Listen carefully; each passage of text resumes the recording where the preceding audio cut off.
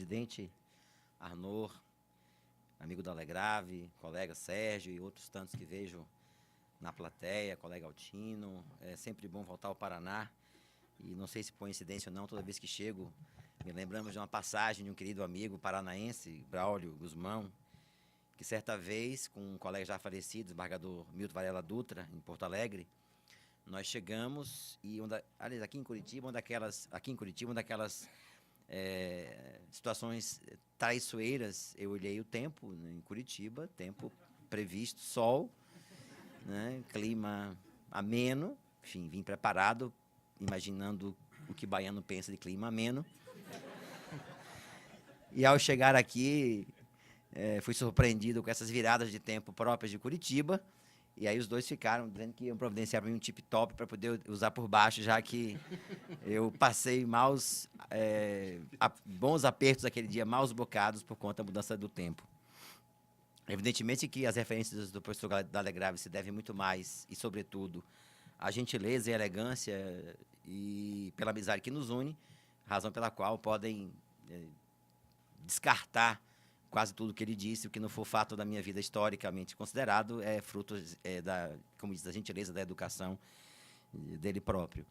E, nesse momento em que nós estamos reunidos para debater o direito, especialmente massacrando as duas normas, ainda bem que eu não falar do artigo 40, só falar 39, tem um pouquinho para eu falar.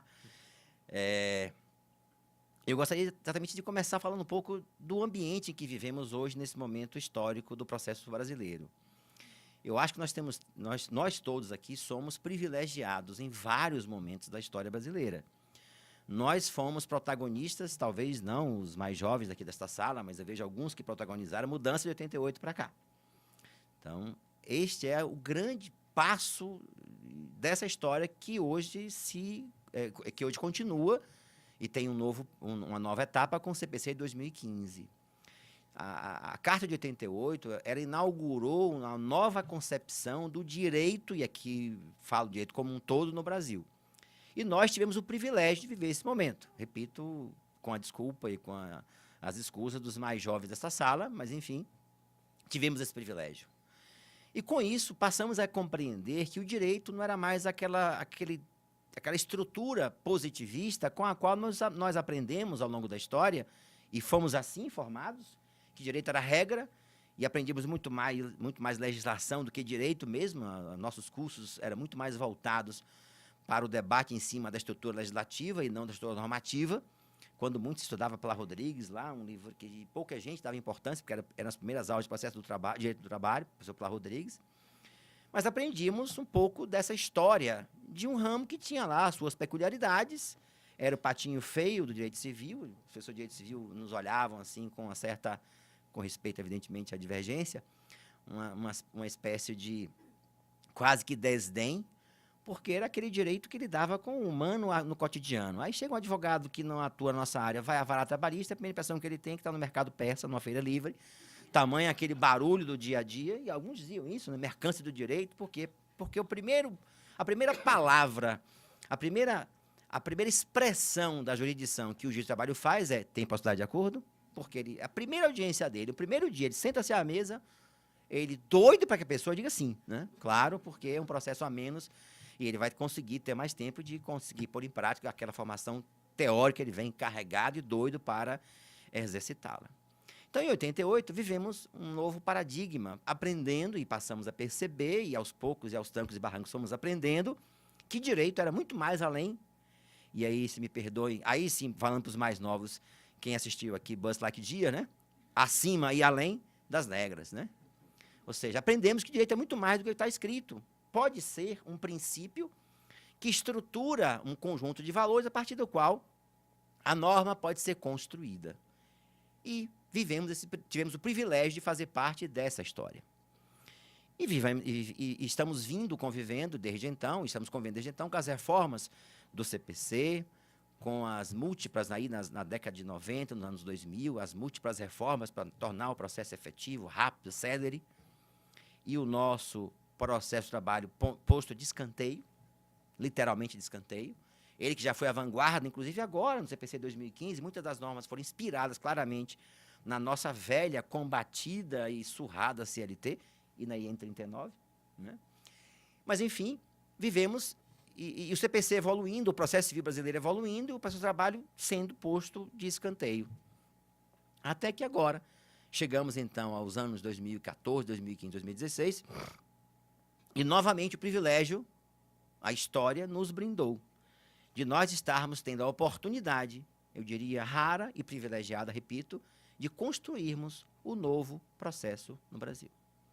Bem ou mal, com tropeços aqui e ali, com sobressaltos, com avanços e recuos, somos nós, ou seremos nós, que iremos fazer o processo no Brasil. Então, isso não é pouco, isso é muito. No momento em que a Escola Judicial do Paraná abre esse debate, para que nós tenhamos a oportunidade de, não muito mais do que ouvir pessoas, mas de trocar ideias. Isso é uma oportunidade rara para que nós possamos, sim, formar o debate com as divergências naturais que o debate proporciona, mas que nos dê, com a indagação que faremos, as ferramentas necessárias para que nós, sim, possamos construir o processo no Brasil. E ele será tanto mais efetivo quanto nós somos capazes de torná-lo efetivo. Se nós ficarmos no debate meramente dogmático, meramente academicista, com respeito da academia, da qual, inclusive, faz parte, sem fazer o debate acadêmico, dar um viés construtivo e prático, de nada servirá, ou de nada servirão, eventos como este, obras como as que estão discutindo o processo no Brasil. Porque se isso tudo foi feito, ele tem uma só dimensão a ser observada. A pessoa que está na ponta do processo.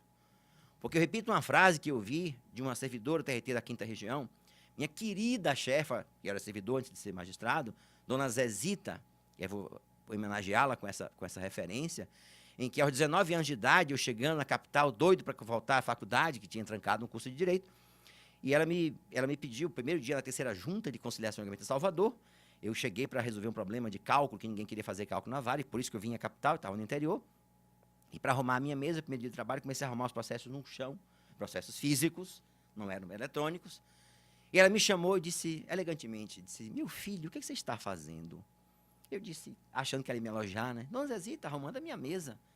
Você está colocando os processos no chão? Aí eu, né, jovem, agitado como eu sou, disse, claro, dona Zezita. Né, achando que ela ia dizer, poxa, que rapaz, né,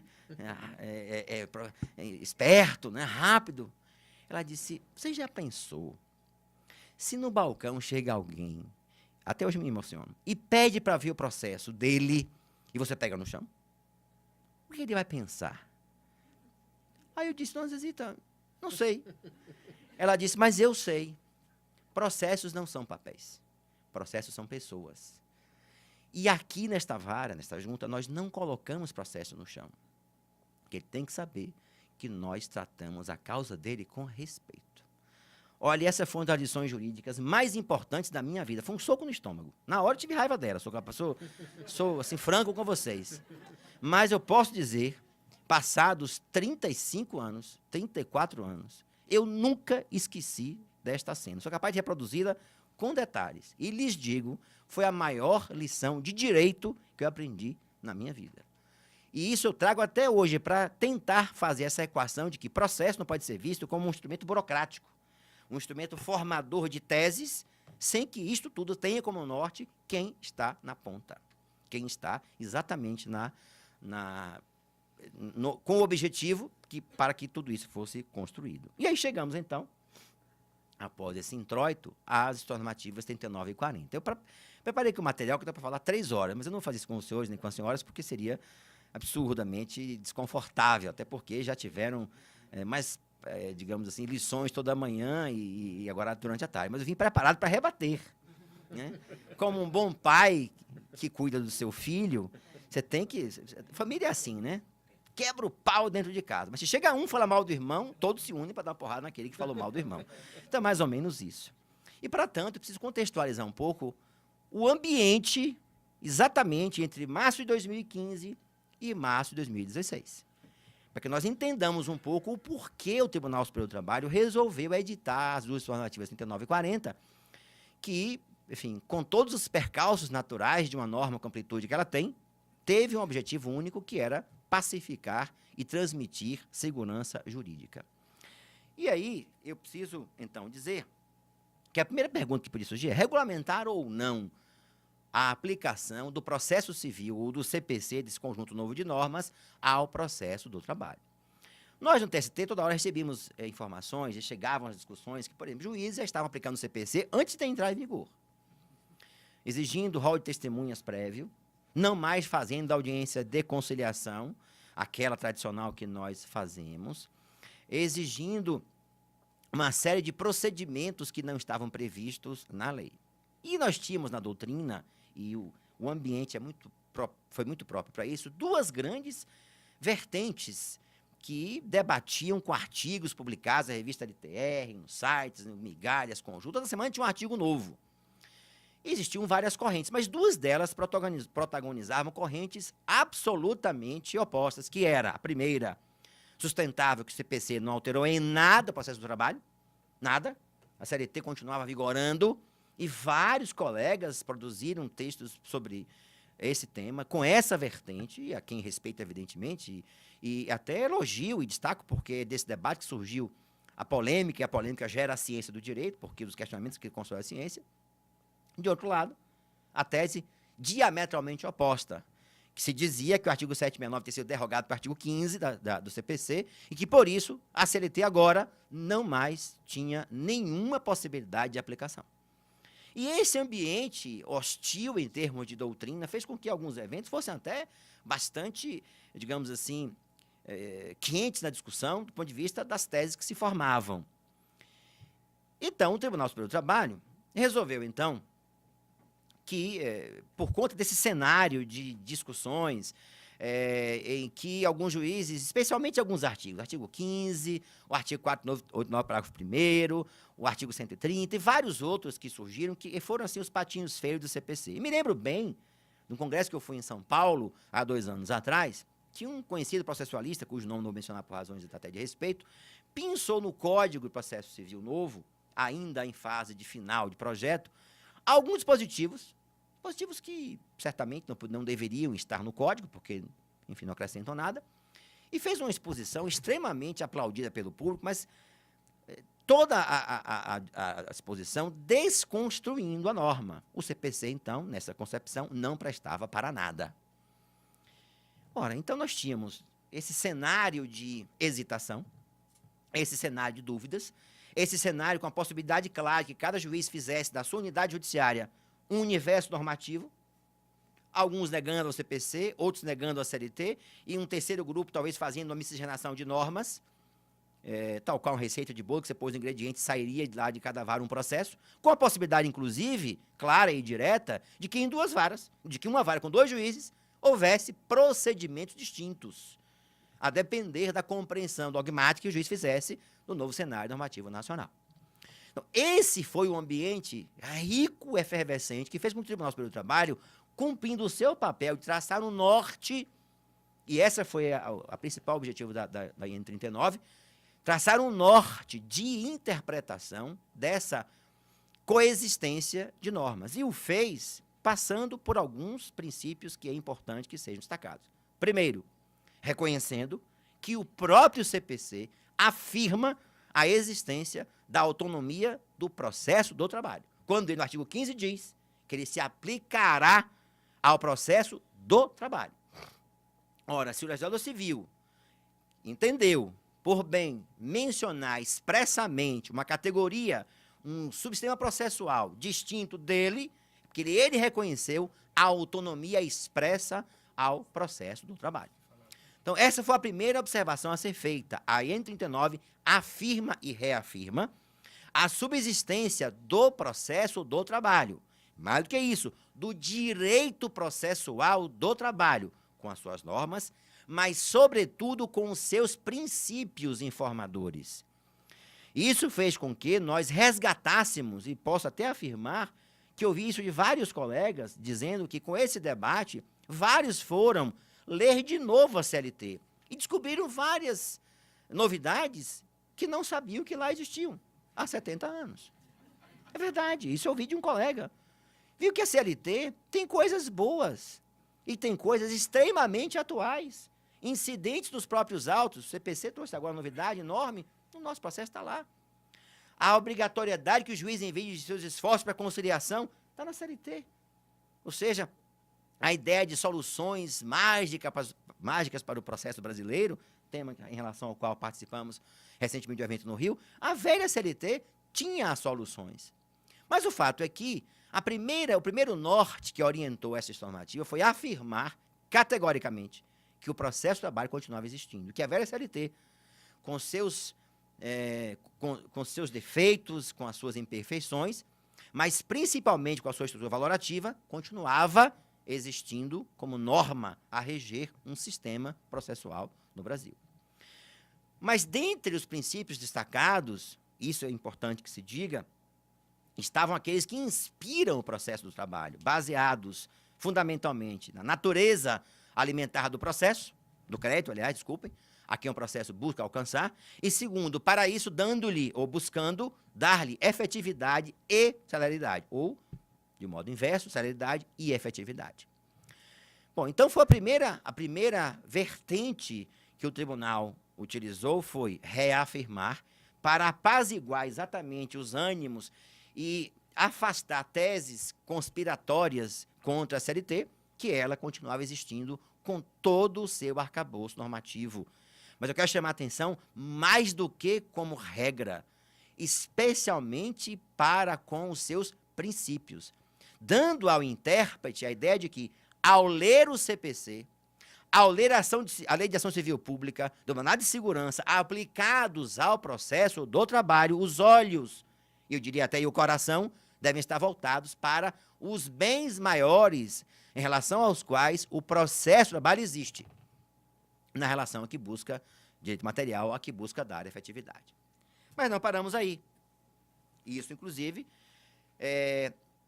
no segundo ponto foi, então, decidiu-se normatizar. O tribunal formou uma comissão por 9 ministros, escolhidos pelos colegas, eu, por acaso, fui um dos 9, então, um 9º da resolução se deve à minha participação, no que tem de bom, mas para mim tem de ruim, né? E esses 9 ministros, durante várias semanas, reunimos, e as reuniões eram acaloradas, reuniões quentes, no sentido literal da expressão.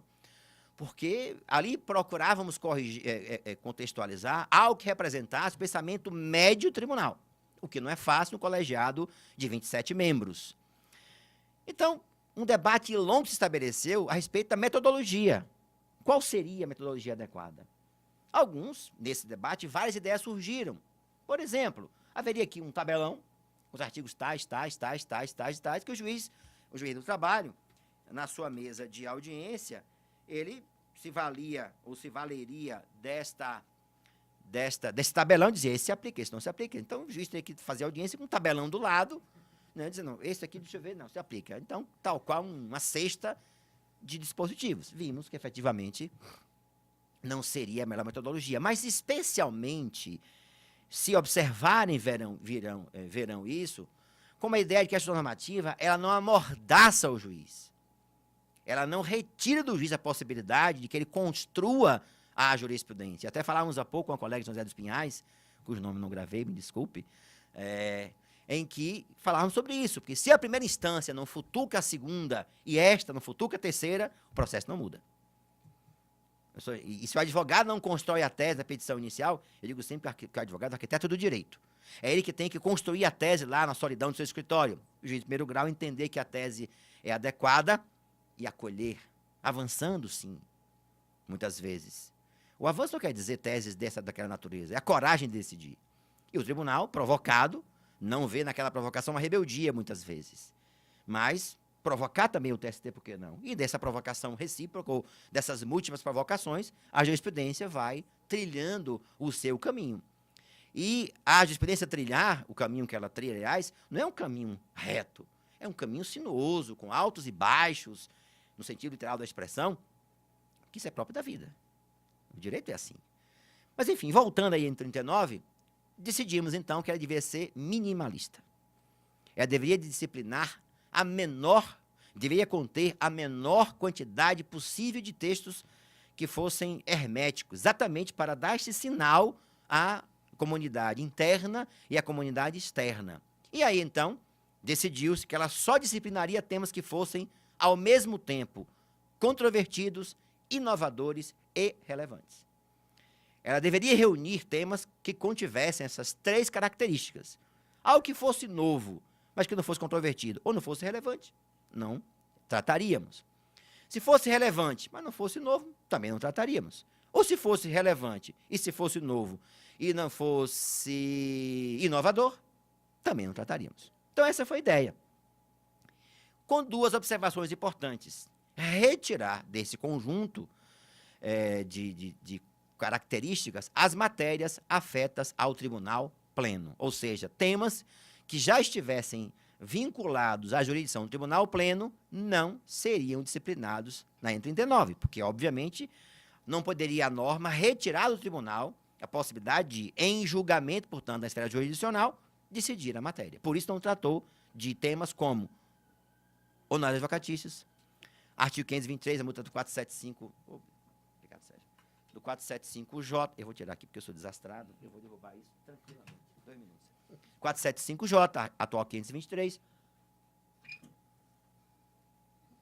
475O, antigo, acho que é 528, parágrafo 2º, enfim, temas que já estavam afetos ao tribunal pleno. Por isso, algumas matérias, embora fossem inovadoras, controvertidas e relevantes, o tribunal optou por não disciplinar, porque já estavam com juízes naturais designados para o caso, então não se tratou. Esse foi, então, o contexto do que orientou a criação da norma. E, então, a partir dessas duas estruturas orientadoras da sua elaboração, passamos, então, a disciplinar o que, de fato, é incompatível plenamente. Certamente, na visão do tribunal, isso impactaria em 3 grandes ramos, ou 3 grandes campos, no campo dos princípios, no campo do procedimento e no campo dos incidentes. Ou seja, nós estudarmos os impactos do CPC no processo do trabalho, veremos que ele impacta, ele atinge 3 grandes campos do processo, no campo dos princípios, no campo do procedimento e no campo dos incidentes. No caso dos primeiros, certamente, nós estamos falando das chamadas normas fundamentais do processo brasileiro, artigo 1º e artigo 12 do CPC, que estruturam essas normas, os principais valores que o legislador abraçou. Mas lembrando que boa parte desses valores já estavam e foram previstos na Lei 3.015 de 2014, que antecipando-se ao processo no Brasil, ao CPC no Brasil, já introduzira a teoria, não a teoria, mas o sistema de precedentes judiciais com força obrigatória na sistemática do processo do trabalho, com amplitude e sem que nós estivéssemos até visto ou experimentado uma realidade anterior. Irei mais adiante. Mas no campo dos princípios, seguramente, o principal que orientou foi a segurança jurídica. Era necessário transmitir aos juízes, aos cidadãos, aos advogados, ao Ministério Público, enfim, quem atua no nosso ramo, no nosso campo, que se deveria ter o norte das normas aplicáveis. E mais do que isso, qual era o conjunto mínimo a ser utilizado na sistemática da condução do processo pelo juiz. Então, certamente foi o princípio mais importante na formação da estrutura que originou as 2 normas que o TST editou. Transmitir uma ideia de segurança jurídica que, obviamente, se inspirou ou inspirou também outros princípios que o Código prevê, como a isonomia de tratamento dos litigantes, a proteção da confiança, a expectativa de que o tribunal da nona região tenha uma tese única sobre o mesmo caso, e não ficar à parte, como se sabe, existia essa possibilidade claramente, para a mesma questão jurídica, evidentemente não fala de matéria fática, a depender de onde o processo fosse distribuído, o resultado seria um ou seria outro, ou mesmo até variando o resultado conforme o quórum daquela turma, quando formada por 5 estivessem em 3 em julgamento. Digo isso com a natural observação que também participei desse cenário e também assim decidia na 2ª turma do Tribunal da 5ª Região. Mas, além disso, a cooperação mútua, e eu quero chamar a atenção para esse ponto que é fundamental, que quando se fala nesse princípio, transmite essa ideia de que, ou imagina-se que vão sentar advogados parte a parte com o juiz e decidir a causa. Não, vamos fazer o seguinte, o senhor paga 100? Não, tá certo, eu pago 100. Esse reclamante é fantástico, eu sempre gostei muito do trabalho dele. Falando, como é na Espanha, inclusive, que sentam lado a lado, reclamante e reclamado. Aliás, não sei como não, uma porrada no outro naquela audiência espanhola ali. na frente do juiz, certamente um querendo dar um soco, ou quem sabe até dente não saiba, né? Um soquinho ali, né? Ou levantar, enfim. Mas a ideia de que advogado também tem o dever ético exacerbado no Código. Eu quero chamar a atenção, enfatizar muito isso. Assim como nós, juízes, temos o dever de fundamentação exauriente, que está no 489, o advogado tem no Código, e repetido várias vezes, o dever de argumentação também exauriente.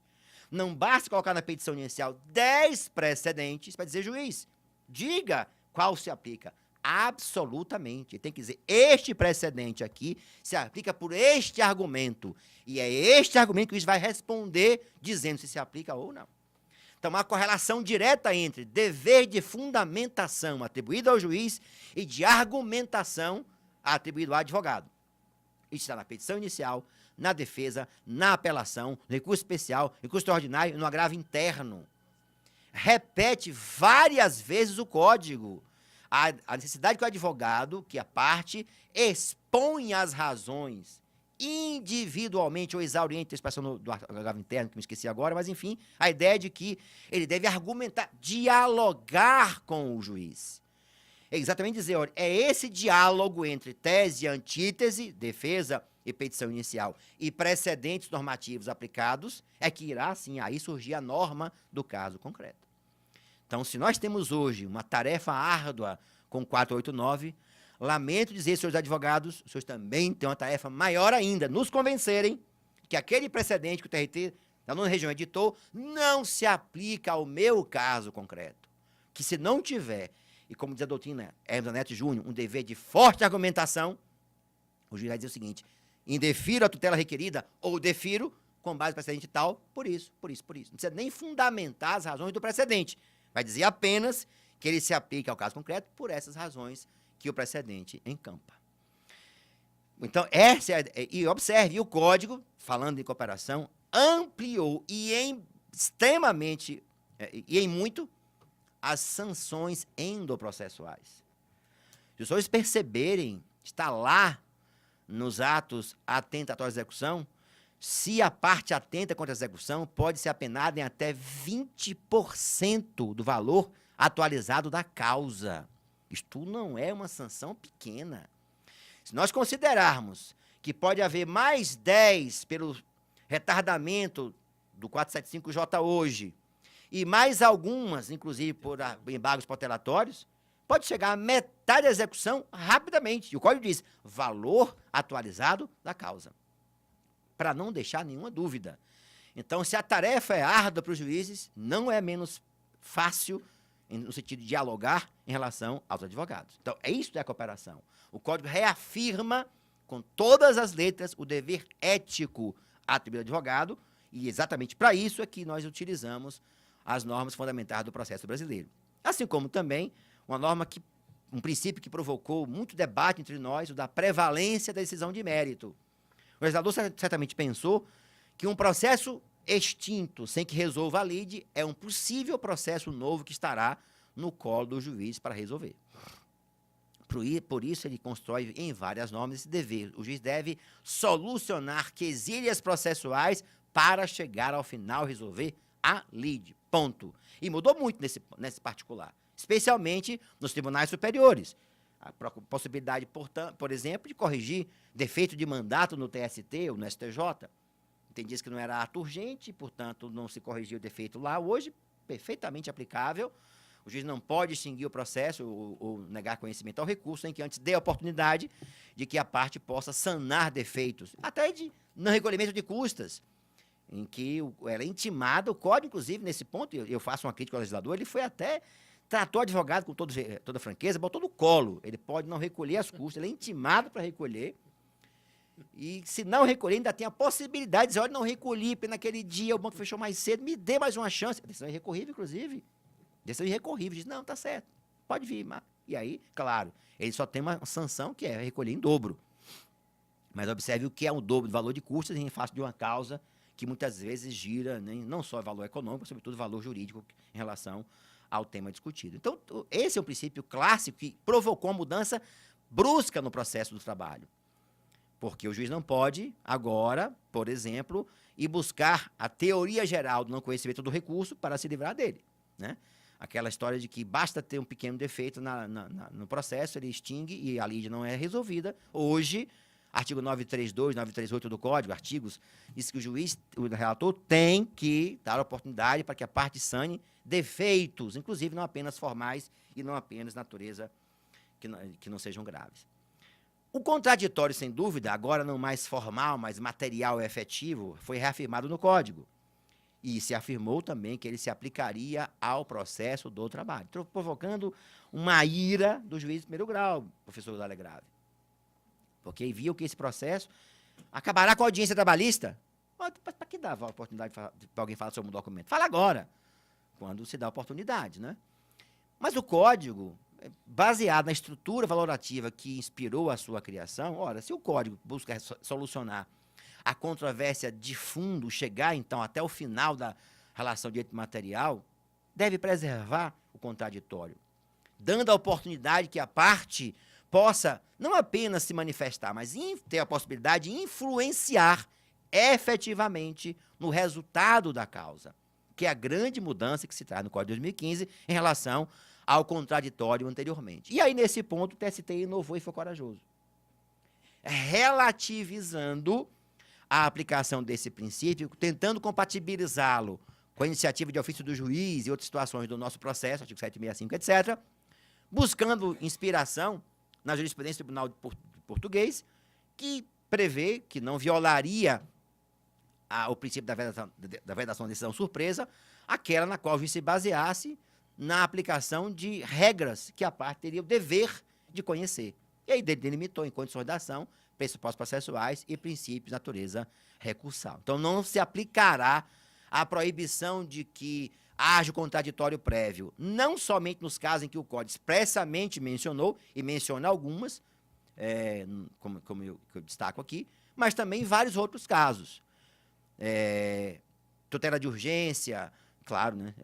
É razoável supor que não se vai intimar o devedor sobre a constituição que haverá na sua conta, porque se o fizer, ninguém desta sala, nem eu, deixaria o dinheiro lá para que o banco que o juiz viesse tomar, né? Isso é óbvio. Se já há precedente judicial firmado, o juiz pode deferir a tutela de urgência, a tutela efetiva, a tutela de urgência ou da evidência, se justificar, e depois segue-se o contraditório, postergando, como já havia no nosso velho processo do trabalho. Exemplo, na execução, que o juiz constrange o bem e depois preserva o contraditório, postergando para um momento posterior, portanto, ou um momento seguinte. Mas em algumas situações em que o próprio Código definiu, evidentemente o legislador não poderia, nem esse que o regulamentou não poderia seguir adiante, como, por exemplo, nos casos de mandato em que expressamente se mencionou. Bom, e aí chegamos ao procedimento e aos institutos. Aqui eu vou ter que pensar, porque eu tenho material aqui para rebater muitas das acusações injustas que fizeram, sem dúvida, a IN 39. Minha preocupação foi dizer o que não era compatível. Claramente, assim, para transmitir uma certa dose de tranquilidade, né? Primeiro, as regras de competência. Assim, deixando claro que o nosso processo tem regras de competência, e hoje se discute muito no próprio TST a questão, por exemplo, de competência razão do lugar, quando o empregado é migrante ou que é contratado em um determinado lugar, trabalha em outro, tentando compatibilizar a tese do acesso à justiça. E hoje a SDI, a meu sentir, já está evoluindo bastante nesse sentido, talvez não tanto quanto eu gostasse, mas quem sou eu sou um entre 27, e sempre a maioria tem razão, sem dúvida nenhuma, é um princípio clássico do colegiado, mas já se reconhece, por exemplo, a possibilidade do empregado ajuizar a ação em outro local, que não de trabalho, quando a empresa tem atuação nacional, a empresa que tem atividades em vários lugares, mitigando o rigor do artigo 651, que fala somente local da prestação de serviço ou da contratação. Então, já se evolui um pouco nessa discussão, ponderando sobre a regra da CLT e o princípio do amplo acesso à justiça. Também as regras de audiência.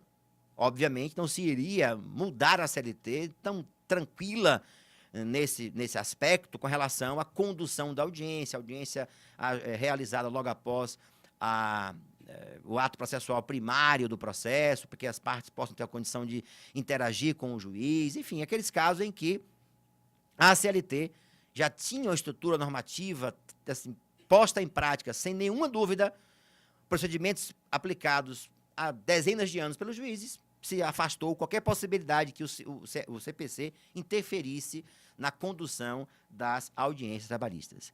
Advogados também ficaram muito chateados com os prazos em dias úteis, que não foram aplicados, a regra não foi aplicada, entendendo que era incompatível, não só porque há uma norma expressa na CLT, dizendo que os prazos se contam em dias úteis, os prazos são contidos irreleváveis, não suspendem, não se interrompem, senão prorrogando-se nos casos que ela própria se prevê, e por isso entendeu que era incompatível, também para tranquilizar, para evitar que numa vara houvesse prazo em dobro, na vara seguinte o prazo contado, em dia útil ou não. O prazo em dobro, se observarem, a lei é naqueles casos em que há dois litigantes de escritórios distintos, o código amplia para dizer que não é somente o advogado tem que estar em escritórios distintos, e observe que a norma não fala nada sobre eles. Mas por que não fala? Porque se observou que era uma briga que não valeria a pena ser comprada. Por quê? Porque o código diz que não se aplica onde há processo eletrônico. Então, ora, como a maioria das varas hoje, a totalidade das varas, aliás, já há processos eletrônicos, PJE ou não, sim, então era uma briga que não valia a pena ser comprada, porque, na essência, a norma teria pouca aplicação prática. Então, nos casos em que houver a dúvida, se resolverá. É um dos exemplos em que o tribunal observou que não deveria tratar do tema, porque não era relevante, considerando que teria pouca aplicação prática, considerando que diz também já existia processo eletrônico na maior parte das varas do trabalho. O prazo em dobro para o MPT, sem dúvida. Claro, não há nenhuma incompatibilidade. Mas a própria norma diz também que, quando o prazo for próprio, não há aplicação da regra da contagem em dobro. Prescrição intercorrente, embargo de divergência, novidade que o Código trouxe, ou que reafirmou, já se afasta. Mas teve uma delas, que esta, sim, foi objeto de um profundo debate interno, a negociação processual. Eu posso afirmar, e sem, obviamente, indicar nomes que não é o caso, foi um dos temas mais controvertidos no âmbito da comissão. Aplicar ou não o artigo que prevê que as partes podem elaborar, evidentemente nos casos que a lei autorizar e não vinculando a prazos peremptórios, uma nova forma de condução do processo. Se pensou muito, professor Delegrave e presidente Arnaud, nas convenções pré-processuais. O grande medo que o tribunal teve, e aí é uma confissão pública, foi não autorizar que convenções pré-processuais fossem firmadas, sabe-se lá como. Nós reconhecemos que o Brasil, os sindicatos, nem todos representam de forma legítima as categorias profissionais, e viesse uma convenção processual, elaborada, por exemplo, no âmbito da convenção coletiva, que minimizasse ou que de certa forma, tolhesse a possibilidade que o direito fosse respeitado, fosse debatido com segurança. Então, o tribunal optou por entender, e reconheço que foi um tema difícil, por quê? Porque alguns colegas sustentavam, por exemplo, a possibilidade de aplicação no campo das ações coletivas. Por que não? Que aí a paridade de armas é um princípio, Ministério Público, sindicatos, etc., da atuação. Mas, por hora, o tribunal percebeu que era melhor deixar que a jurisprudência trilhasse um certo caminho para que ali, se fosse o caso no futuro, também o tribunal teve essa preocupação, poderia até voltar a discutir o tema. Mas, por hora, como o cenário era novo, e era, além de novo, extremamente inovador quanto às possibilidades de mudança da atuação do Poder Judiciário brasileiro, optou-se por uma postura de cautela. Se foi a melhor ou se foi a pior, o tempo dirá.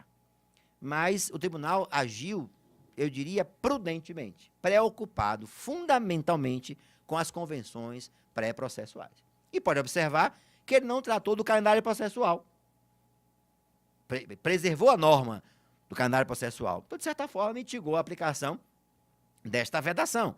Por exemplo, o advogado da audiência pede um prazo de 20 dias para falar sobre documentos. O juiz, reconhecendo que aqueles documentos são em quantidade, enfim, grande ou que pode deferir, enfim, as situações são as mais variadas. Mas o fato é que foi esta a discussão em torno da aplicação do negócio processual. Uma novidade que o Código trouxe, que na essência é o ressurgimento dos velhos embargos de divergência, né, foi um dispositivo que eu disse ao meu amigo Fred Didier, e o Fred, com todo o respeito que ele tem, e tenho, e por ele, um respeito enorme pelo trabalho que tem realizado no Brasil, já o fez, o que está fazendo em relação ao código. Se eu sou um dos pais de N39, o Código de Processo Civil brasileiro tem nele também um dos pais, um dos muitos pais, evidentemente. Mas de onde surgiu, com toda a franqueza, esta maluquice? Porque isso inviabiliza tribunais pequenos. Você imagina o seguinte, tribunais do trabalho de 8 integrantes. Então, todo julgamento não unânime tem que parar o processo, parar o julgamento, suspender o julgamento, chamar 2 da outra turma, que tem que ser 2, porque um vai empatar, e, obviamente, se empatar, prevalece o voto anterior. Para que ouça de novo a sustentação oral, recomece o julgamento e possa mudar o resultado. Para mim, fere o juiz natural. Um das críticas que fiz fere o juiz natural. Se a primeira turma é formada por aqueles desembargadores, o juiz natural são aqueles membros. Quando eu mudo o colegiado, e observe, mudo para cada julgamento não unânime. Eu estou mudando o juiz natural daquele órgão. Então, imagine, por exemplo, um lugar como o TRT9, que tem essa ação especializada em ação rescisória. Não sei se é o caso daqui, mas me parece que sim. Bastaria que houvesse um julgador que divergisse, tinha que parar o julgamento, suspender a sessão, chamar 2, que se, na verdade, imagine aqui empate, né? São quantos aqui? 14? Tem especializado aqui em rescisórias? Hã? Não, rescisória não, né?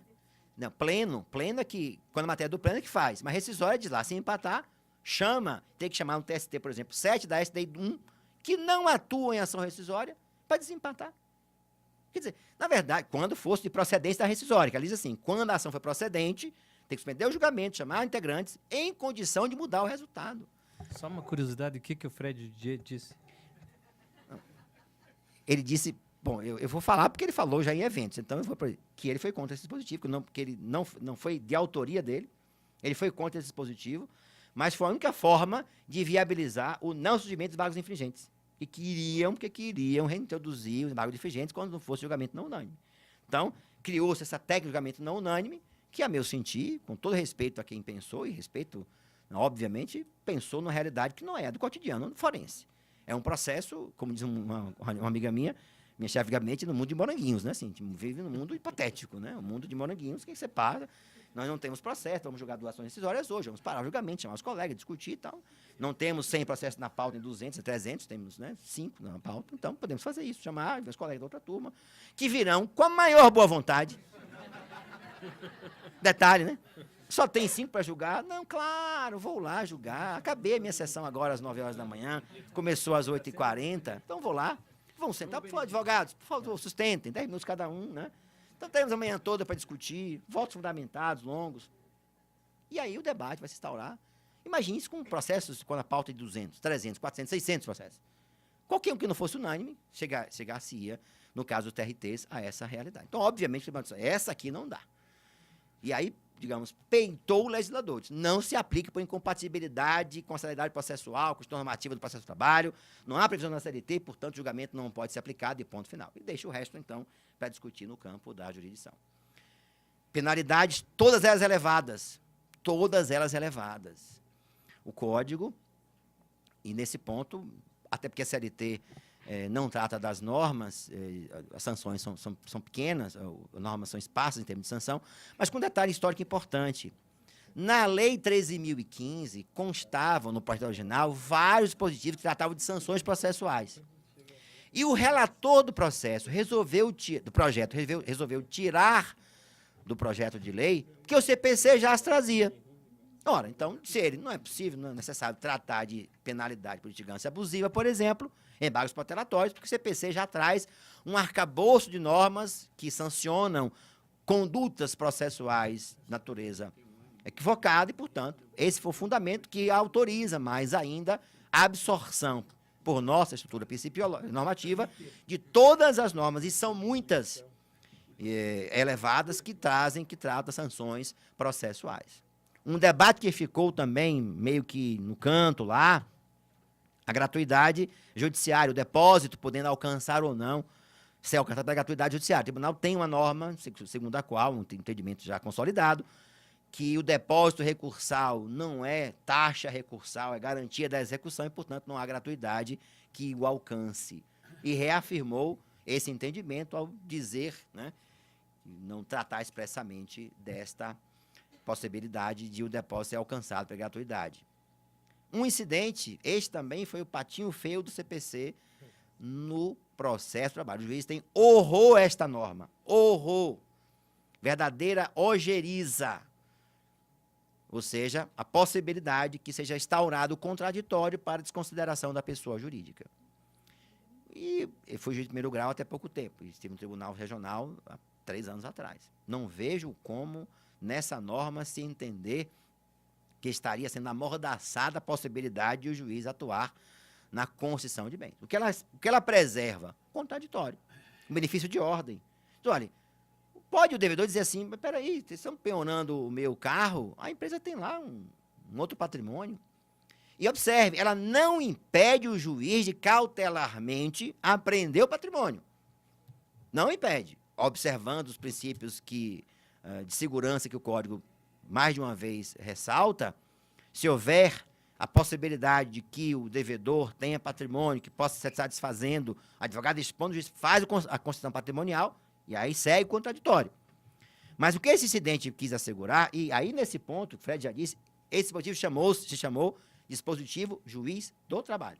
Ele já falou isso em várias palestras. Foi construído, foi pensado nos nossos colegas. E aí vou citar um caso, que eu não vou mencionar o tribunal também, respeito pelo procedimento, em que é muito comum a seguinte realidade. Vários casos julgados pelo TST, em que o sócio não é, vejam bem, não é intimado para exercer benefício de ordem. Vai o juiz, o oficial de diz, não encontrei bens.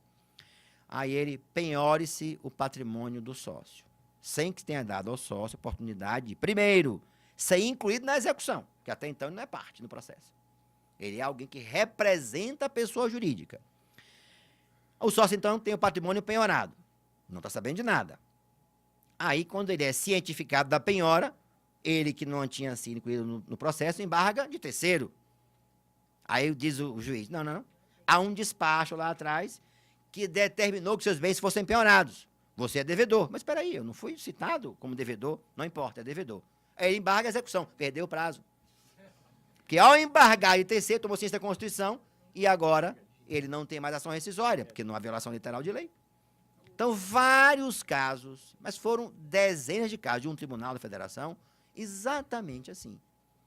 Aí eu pergunto, isso é muito bom quando o patrimônio é dos outros.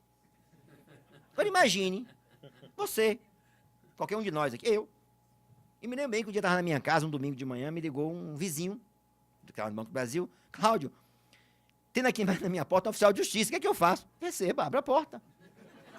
O que eu vou dizer? É oficial de justiça? O porteiro parece que é. Receba, abra a porta. O que ele fazia aqui? Não faço a menor ideia. O que ele fazia aí? Aí recebeu o oficial de justiça. Era um colega, um bancário que tinha uma empresa, que era um restaurante na cidade, fechou o restaurante, fez aquilo, e ele até um cara sério, uma pessoa séria. Pagou todo mundo, e quem fez foi o gerente dele. Pagou, deu baixa na junta comercial, todos, depois o gerente entrou com ação contra ele. Indicou com o endereço qual? O do restaurante, que estava fechado. Entregue lá a notificação, não compareceu o edital. Quem é que lê edital de diário oficial aqui? Ninguém nessa sala lê diário oficial, a não ser advogado, que tem um recorte para facilitar. Né? Depois, revelia, portanto, condenação plena. Notificação da decisão por onde? Edital. Obviamente, recurso não interpôs. Citado como? Por edital. Claro, né? Tinha prova nos autos que não tinha endereço certo. Aí, então, quando precisou localizar os bens, o juiz foi na casa dele, que ele sabia onde morava há 10 anos. E foi aí que surgiu o oficial de justiça. Evidentemente que contratou um bom advogado e anulou todo o processo. Mas imagine essa situação com qualquer um nessa sala. Aí nós seremos o mais ferrenho dos litigantes. Porque quando nós somos partícipes de um processo, não tem direito que dê vazão à nossa raiva. Nós somos passionais. Eu vou contar um caso que contei a semana passada no Rio de Janeiro, que ocorreu com meu filho, falando sobre litigância processual excessiva, que hoje tem a ideia que entrar com ação passa a ser um crime, né? Nós temos 100 milhões de processos em curso. Então, a minha visão é, por que temos? Vamos estudar esses números. Que conversávamos há pouco, nós julgamos hora extra de banco há 70 anos. Então, alguma coisa está errada. Assim, preciso pensar um pouco sobre isso, né? Com a capacidade que nós temos de criar, não é possível que nós estejamos julgando hora extra há 70 anos. Os mesmos litigantes, VIP, cartão fidelidade, ouro, prata, sei lá, categoria. Se os senhores perceberem, entre os 10 maiores litigantes estão governo, Sistema Financeiro Nacional, telecomunicações. Tem que ter uma razão para isso, porque nós olhemos os números e eles nos dizem muito, se nós quisermos, obviamente, ver o que eles dizem. Então, meu filho chegou dos Estados Unidos, chegou na Califórnia, e pagou para trazer uma prancha de surf que comprou no Havaí, né? Todos comprei de surf em Salvador e tal, enfim. Percebem que eu sou, né, paulista, com meu sotaque de paulista. E ele pagou, me lembro bem da quantia, $126 para transportar a prancha da Califórnia para o Brasil, depois de terminar o intercâmbio. E aí, e como eu disse, né, quem tem pai de surfista sabe que primeiro é a prancha, depois a segunda prancha, depois a namorada, aí vem a mãe, o pai e o restante da ordem de valoração, né? E quando esse dia me marcou muito, ele chegou um ano fora, quando ele abriu a bagagem, comprou uma capa para trazer a prancha estava amassada. E ele esmurrou, gritou na parede, chorou, tem 22 anos, chorou, enfim, foi aquele drama. Ah, meu pai, mas eu paguei e tal, não sei o quê. O que nós fazemos? Vamos buscar as formas de resolver. Peguei um e-mail, sentei, fotografei a prancha, peguei comprovante de passagem, de pagamento da taxa de bagagem especial e mandei para as duas transportadoras, as duas companhias aéreas. Olha, não sei o que, aquelas estão, ouvi isso e tal, não sei o que, enfim, transportou isso, enfim, tudo lá, solicitamos providências. Aí um respondeu, recebemos o seu e-mail, agradecemos pela envio, vamos dar a resposta. E a outra nem respondeu. Nessa conversa, nessa história toda, levamos quase um ano mandando e-mails para lá e para cá, até que resolvemos entrar com a ação na justiça. E meu filho foi para a audiência e saiu de lá com uma sentença, não só repondo a prancha, mas também com dano moral coletivo, dano moral de R$5.000. Ele ficou agora um litigante, quanto mais. Já disse. Já disse. Não, meu pai, já sei, agora é dano moral. Dano moral. Mas vejam bem, vamos refletir um pouco sobre isso. Nós estamos falando de um litigante que talvez seja um em cada 1.000 que voam no Brasil a cada dia, ou sei lá quantos, que tem bagagem extraviada danificada e não entra com ação. Então é economicamente rentável fazer um acordo pagando R$5.000, R$3.000 por dano moral, mais R$1.500 da prancha, porque, pondo-se na balança, é interessante. Por isso, então, nós estamos discutindo hoje hora extra em atividades há 70 anos, julgando hora extra de bancário. Então, não sei porque eu fui lá, mas deixa eu voltar aqui. Bom, mas uma das novidades do Código também, assim, esse dispositivo, só para a gente fechar, entendeu-se que ele não retirava do juiz a autonomia da execução, mas preservava o contraditório, por isso entendeu aplicável. Um outro dispositivo inovador bastante é o que traz a ideia de que o amicus curiae passa a ser um terceiro que colabora não mais com a parte assistente, mas sim com o processo, dando ao tribunal a oportunidade de proferir, construir, portanto, a melhor norma em processos repetitivos, ou na formação de precedentes, ou também em questões outras, uma demanda individual, por exemplo, que possa ser necessário discutir condições de ambiente de trabalho, condições de saúde, em que ele chame um perito, uma instituição qualificada, que estude, que possa orientar o juiz na formação e na construção daquela decisão. Aí não vou falar sobre as provisórias, que eu não vou cometer este equívoco, tivemos um pouco a fala sobre isso, mas todo o conjunto de teses provisórias, entendendo como sendo aplicável. Mas eu quero destacar um dispositivo, não sei se ele está aqui na sequência, este aqui. O dispositivo, para mim, mais importante do CPC 2015 para o juiz do trabalho. O que dá ao juiz um cheque em branco, que o juiz está autorizado, além do que o antigo 461 mencionava, ele pode conceder tutelas, medidas que sejam indutivas, coercitivas, mandamentais ou subrogatórias. Até aí, muito bom. Mas ele foi mais ainda, inclusive em obrigações de pagar. Então, este dispositivo dá ao juiz do trabalho um poder que ele sequer imagina a extensão desse poder.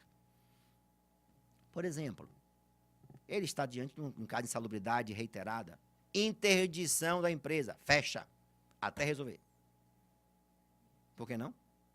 Está na lei. Agora, observado o contraditório, porque eu não estou dizendo chegar lá na hora e fechar. Não. Pode até ser. Caso de urgência, uma situação em que haja a prova inequívoca do dano a ser praticado, a atuação do juiz aqui pode ocorrer, e em muito ocorrerá, preventivamente, para evitar que o litígio, que o dano sequer ocorra, ou se está ocorrendo, cesse.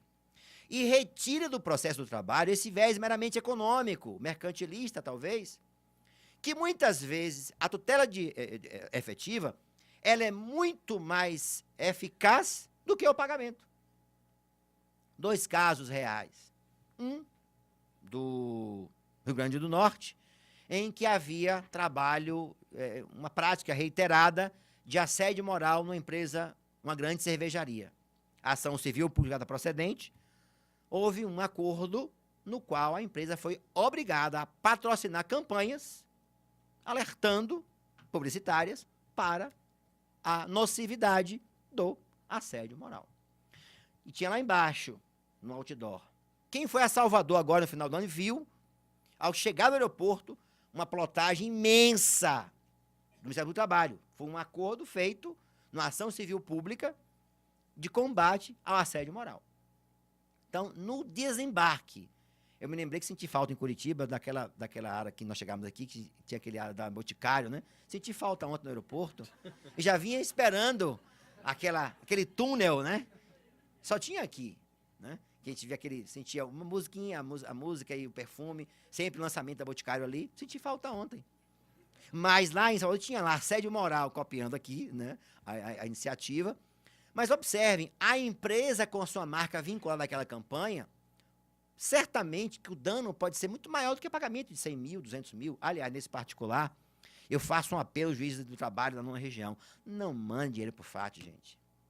A ação civil de dinheiro para o FAT é jogar dinheiro no ralo.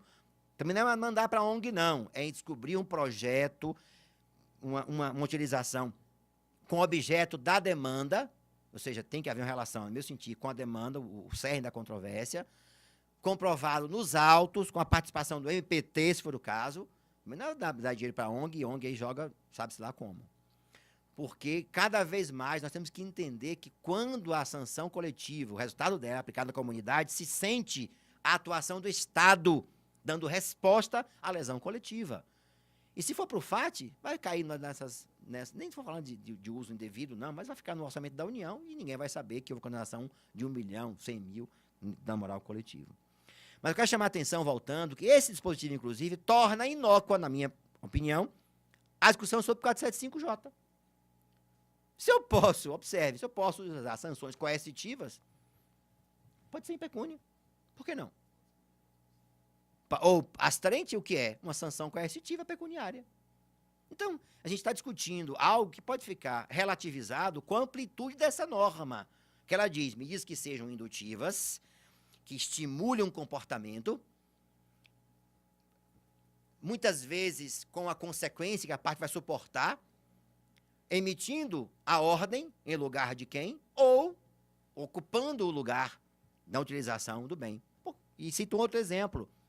O desembargador Edilton Meirelles, cita o nome em homenagem à sua excelência, do TRT da Bahia, onde discutimos uma vez numa segurança, impetrado com a decisão do juiz que não deferiu. A discussão era a seguinte: uma tutela de urgência, uma tutela antecipada de mérito naquela época, seria a tutela da evidência hoje. Qual era a discussão? O sindicato argumentava que há 14 anos havia uma cláusula normativa que foi alterada sem negociação coletiva, relativa à jornada de trabalho. E aí se discutia se, enfim, o juiz de primeiro grau negou a tutela de mérito antecipada, na área de segurança do tribunal, e aí definimos a medida e estávamos discutindo qual seria a forma de obrigar a empresa a cumprir a decisão. Aí falou 100 mil reais por dia, mas era uma grande empresa, uma mega empresa. Aí decidimos então, e a ideia foi dele, conceder a seguinte tutela, a seguinte ordem: os empregados ficarão autorizados, a partir de segunda-feira, será uma quarta, a só trabalharem nos horários antigos, até que se discuta a nova escala. Ou seja, nós demos a eles o direito de só trabalharem nas escalas anteriormente elaboradas, portanto, restabelecendo a escala anterior. muito maior, muito mais importante, porque o que se queria era garantir o direito à negociação coletiva, do que se pagar 100 mil por mês, 100 mil por dia, 10 mil por empregado, muitas vezes. Então, é a criatividade do juiz que vai identificar em que a sanção irá alcançar o resultado do processo, ou, como diz o artigo 461, o resultado prático equivalente. Então, é um cheque em branco, o que não quer dizer, por sua vez, que deva dar lugar a arbitrariedades. Claro que não. Mas, às vezes, uma forcinha, um comportamento, assim, para estimular um comportamento, causa um resultado muito bom. E aí cito outro colega, também para contextualizar, Rubem Nascimento. O colega Rubem, na execução, não tem melhor. O bicho, ganhar com ele, às vezes, é meio difícil, mas quando ganha também, é um trator na execução. E discutimos um caso, na época que não havia internet, telefone rápido, celular. Um banco foi condenado numa ação grande contra o Sindicato dos Bancários, uma ação grande, e não se encontrava o diretor para ser citado. E isso rolou alguns meses. Aí tá que o Rubem teve a ideia criativa e disse, não tem problema. Ele simplesmente decretou a interdição do banco e nomeou como administrador o presidente do Sindicato dos Bancários. Precisa dizer que em meia hora o banco apareceu, foi citado, garantiu a execução. Ou seja, ele nomeou como gestor do banco o presidente do Sindicato dos Bancários. Bom, resolveu o problema. Medida perfeitamente autorizada hoje pela CPC 2015. Inteiramente, portanto, compatível com o nosso processo. Eu vou tentar agilizar, eu já estou aqui falando há 1 hora e 5 minutos, eu tenho aqui material para falar um bocado. Eu vou destacar aqui algumas coisas, tentando... O famoso 489, parágrafo 1º, fundamentações exaurientes, esse dispositivo, deu-se a ele uma interpretação que ele não tem. Ele não amordaça o juiz. O que ele diz, olha, juiz, você pode fundamentar como você quiser. Mas não dá para dizer no processo que a prova dos autos induz à conclusão de que o reclamante tem razão. Isso não é fundamentar.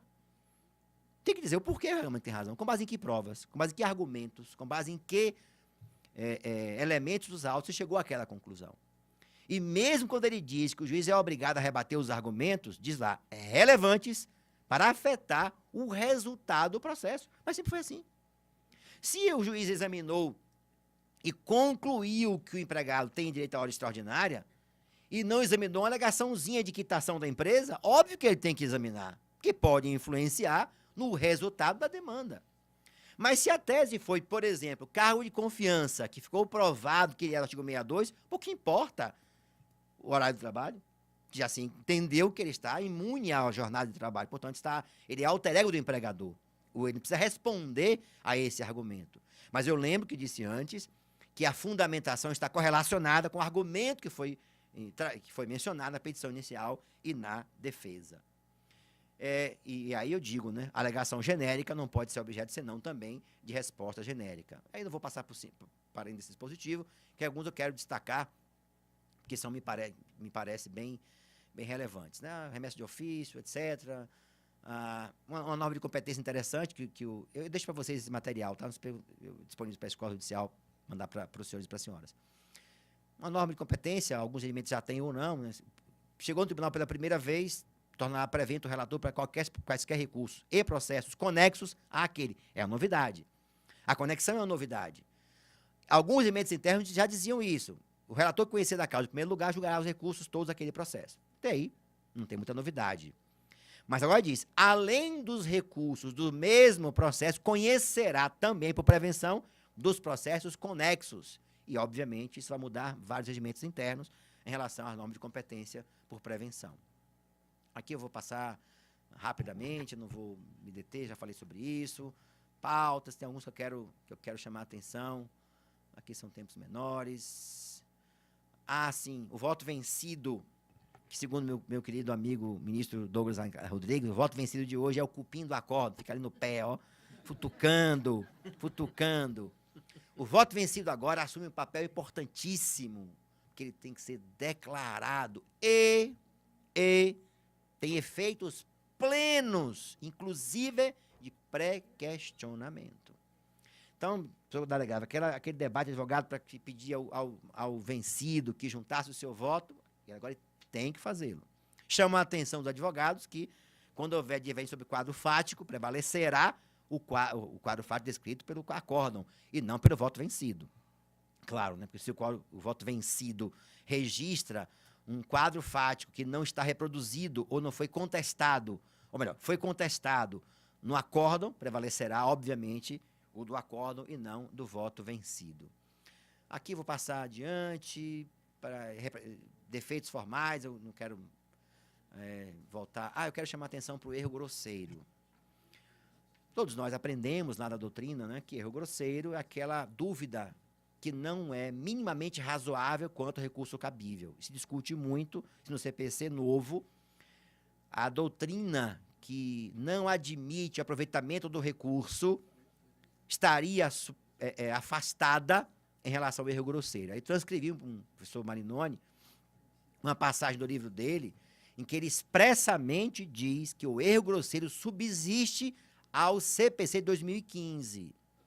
E chama a atenção que o STF julgou há um mês e pouco atrás o primeiro caso em que ele disse em que situações pode ou deve o relator conceder prazo para que o advogado sane irregularidade. Não alcança razões recursais. Ou seja, a regra do artigo 932 e do artigo 938 do CPC não dá ao relator do processo do tribunal a possibilidade de conceder prazo para que o advogado complemente o seu recurso. É só pressuposto extrínseco, mandato, custas, recurso mal estruturado não terá a viabilidade do seu conhecimento. Eu não sei se já coloquei aqui esse julgamento do Supremo, mas eu posso mandar para os senhores depois. Os embargos de declaração, a novidade grande, que também acabou com aquela discussão que existia na doutrina e na jurisprudência trabalhista, sobretudo, consagrou o princípio da ampla embargabilidade. Qualquer decisão é passível de embargos, mesmo as irrecorríveis, curiosamente. Porque, óbvio, a decisão defeituosa não está externando seu comando. E, por isso, mesmo que não cabe recurso, cabe embargos. Exemplo, a decisão que indefere o ingresso do amicus curiae é irrecorrível, mas, obviamente, caberá embargo se ela contiver um defeito que não permita extrair o seu comando de forma correta.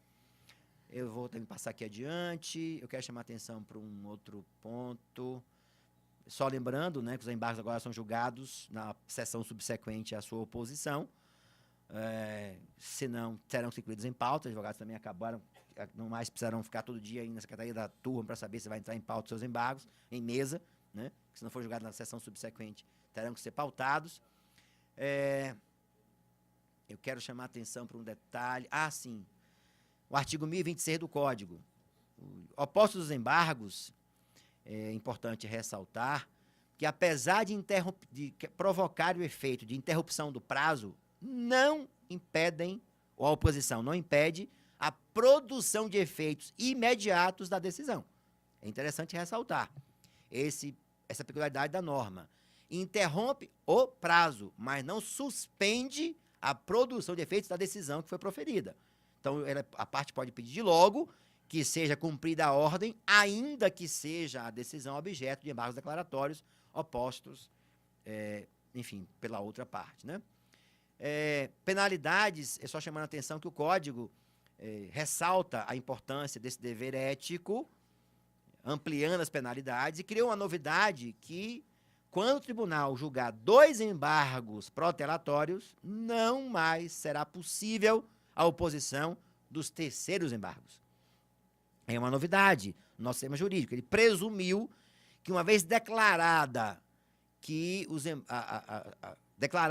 embargos são protelatórios e a parte opuser uns terceiros embargos, o tribunal declarará o trânsito em julgada da decisão, porque não mais será possível quando 2 anteriores forem julgados protelatórios. Observando que, nesse caso, a lei não diz manifestamente protelatórios. Isso vale para, obviamente, qualquer decisão, seja de primeiro grau, de segundo grau ou no TST. Aqui eu quero chamar a atenção para uma mudança substancial na sistemática de controle do precedente judicial em relação à sua aplicação. Eu até vou falar mais devagar para tentar, quem sabe, me fazer compreender melhor.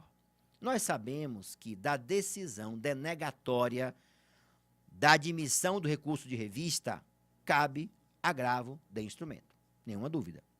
Até aí, no nosso processo, não há nenhuma novidade. Isso equivale ao agravo por STF e por STJ, no caso de recurso de especial e recurso extraordinário.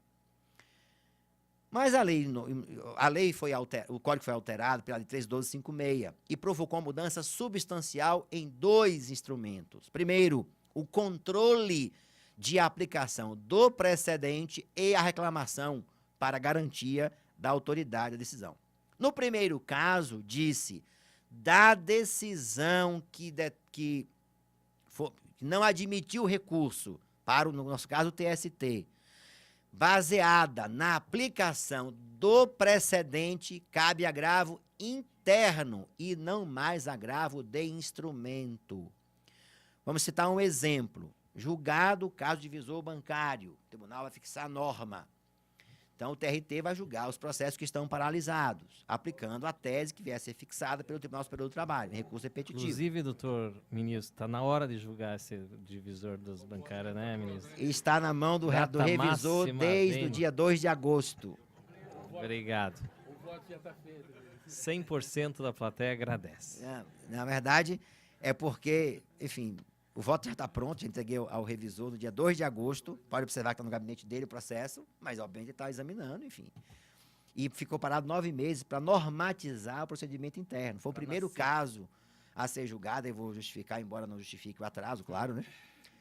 Foi o primeiro caso a ser julgado. Então, não existia nem sistema para tramitar o processo repetido. Então, foi construindo o procedimento quase que na tora mesmo, né? Se vocês terem uma ideia, a classe processual não foi criada ainda, vai ser criada segunda-feira, pelo CNJ. Depois de eu ter insistido, brigado com o colega Braulio, paranaense, para que ele resolvesse lá. Ele gentilmente intercedeu e finalmente vai sair dos caninhos lá a classe processual, recursos repetitivos e revistas que não havia na nossa sistemática processual. Mas, enfim, voltando. Então, vamos imaginar, então, que o tribunal aplique a decisão no caso X. E a parte entenda que, naquele caso, há uma distinção, o famoso distinguishing, em relação ao qual a tese não seria aplicável.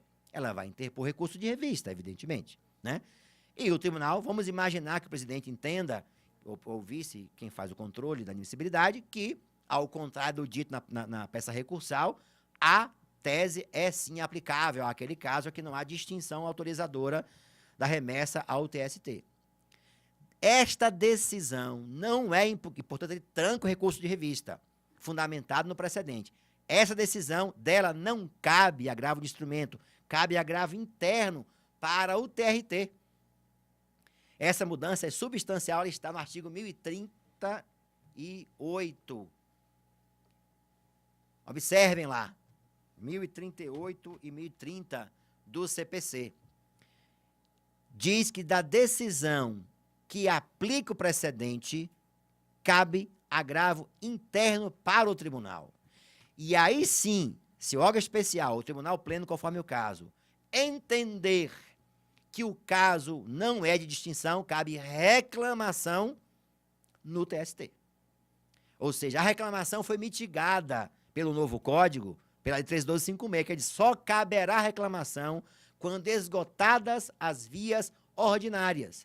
Então, se, por exemplo, juiz de primeiro grau julgar uma ação não aplicando o precedente quando cabível ou aplicando sem que o fosse, não cabe reclamação direto no TST. Ou, se for o caso, no regional. Cabe recurso ordinário, que é a via ordinária. Julgado recurso ordinário, recurso de revista. Se denegado, agravo interno. E aí sim, julgado agravo interno, se pode então bater as portas do TST. Isso está no artigo 1021, 1035 e 1030 do CPC, quando expressamente mitigou o cabimento da reclamação nesses casos. Parágrafo 4º do artigo 988 do CPC de 2015. Portanto, é importante ressaltar esse detalhe, porque vários casos têm sido já ajuizadas ações do TST e têm sido simplesmente extintas reclamações porque não esgotadas as vias ordinárias nesse aspecto. Bom, aí eu vou passar rapidamente, porque tem muita coisa aqui para falar. Eu vim armado para tentar rebater tudo, o que pudesse. A ação rescisória, então, ela ganhou uma amplitude enorme no novo Código. Não só a possibilidade, por exemplo, de cabimento em sentenças processuais, nos casos em que a lei prevê, mas observe, quando deixar de aplicar precedente ao caso. Também foi uma novidade que veio com o CPC de 2015. Aqui eu falaria um bocado sobre isso, eu gosto muito desse tema. Enfim, recursos repetitivos é um tema que tem sido bastante explorado na doutrina da jurisprudência, na doutrina nos últimos dias, mas eu só quero chamar a atenção para o incidente de resolução de demandas repetitivas, porque a maioria tem dito que ele só se aplica a tribunais de segundo grau. Isso não é verdade. Tanto que o legislador mudou o dispositivo do Código que previa ser cabível só no segundo grau. Então, pode haver também no TST, por exemplo, em caso de conflito de competência repetitivos, né? É um exemplo que nós mencionamos. Poderia falar, professor Delegado, mais sobre outros temas, mas não vou mais cansá-los. Já falei bastante por hoje. Eu quero dizer que tentei defender a IN 39, mas certamente, por mais veemente que eu possa ter sido, não foi a minha veemência capaz de suplantar a qualidade dos argumentos que certamente, quando eu não estava aqui, se utilizou. Mas é desses debates que nós construímos o direito. Eu quero agradecer ao tribunal pelo convite, à Escola Judicial pelo convite, dizer que é sempre bom voltar ao Paraná, ser acolhido como sou, e sempre trazendo frio, deve ser uma peculiaridade minha, quem sabe, mas dizer que estou sempre à disposição. É bom rever os amigos, é bom compartilhar de ambientes onde o direito é discutido, porque só assim nós construiremos o melhor processo que pudermos fazer. Com divergências naturais, mas eu acho que o objetivo nosso maior é dizer o seguinte: nós somos privilegiados, repito, porque estamos tendo a oportunidade de construir a história e dela faremos o que nós queremos que ela seja no campo do processo. Obrigado.